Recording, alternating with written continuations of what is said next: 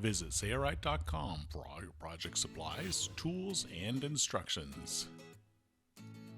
Hi, I'm Eric Grant with Sailrite. In this video, we're going to use the HandyPress and we're going to punch holes in some fabric and leather applications using the multi-punch kit that's available from Sailrite. Now, this is a punch kit that doesn't screw onto the tool. You just place it over top of your fabric and then you pull the lever on the HandyPress and it'll make a perfect hole.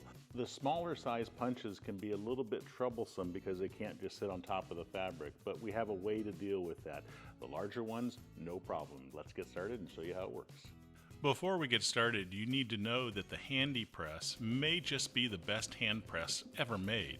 Besides the fact that it takes almost any brand die set made for any brand hand press, it has some major advantages that other hand presses don't even come close to matching.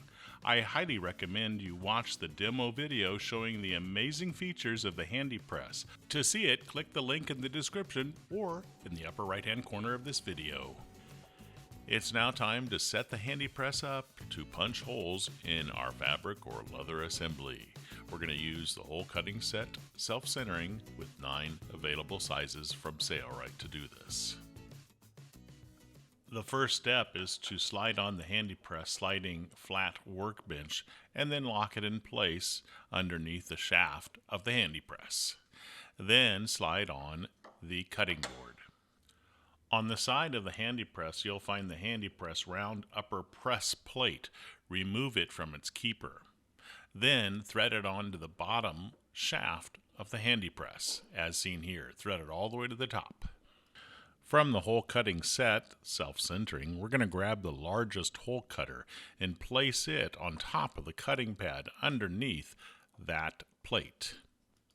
Lower the lever on the HandyPress. Your goal is to raise or lower the shaft, here we're raising it by turning it to the right, until the plate comes in contact with the cutter below.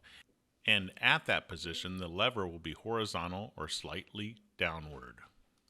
It's actually a good idea for the punch to actually be embedded slightly in the cutting board with the lever at this position. We'll place the punch over the desired location for our hole and place it under the plate and on top of the cutting board and depress the lever of the tool for that sweet spot compression, and it can always be adjusted up or down depending on how it cuts. Here we punch through all the layers of the fabric except for the last layer is hanging by a few threads.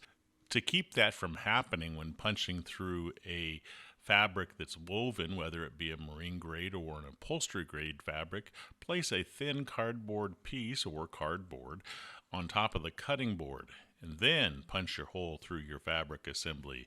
And in doing this, you'll not have to worry about the last layer of fabric being hung up on some threads. It cuts right through. The hole cutter will eventually become filled with cutouts. Use a small object and push them through the hole cutter to clear it out. Now we're going to use the smallest hole punch in the kit.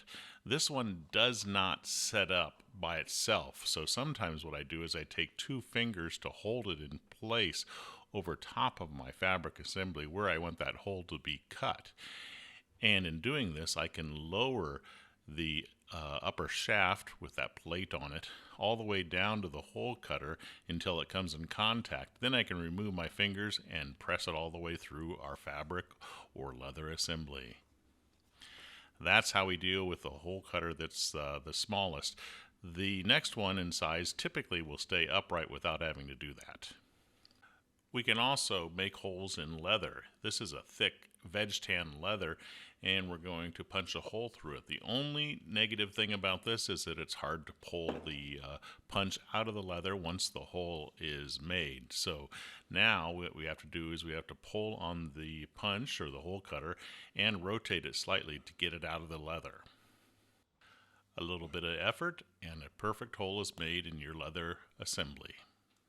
Each hole cutter in this kit is the same height, so we don't have to reset the HandyPress every time we switch from one hole size to the other. It's set up the first time you do it. Here we're punching through 4 layers of an 18-ounce vinyl called Sailrite. Typically, vinyl materials do not need a cardboard piece on the bottom. They typically cut right through easily, as you can see. And because we have the adjustment of the upper shaft, we have that sweet spot. So it's easy to pull the long lever down to punch holes without having to apply much pressure at all.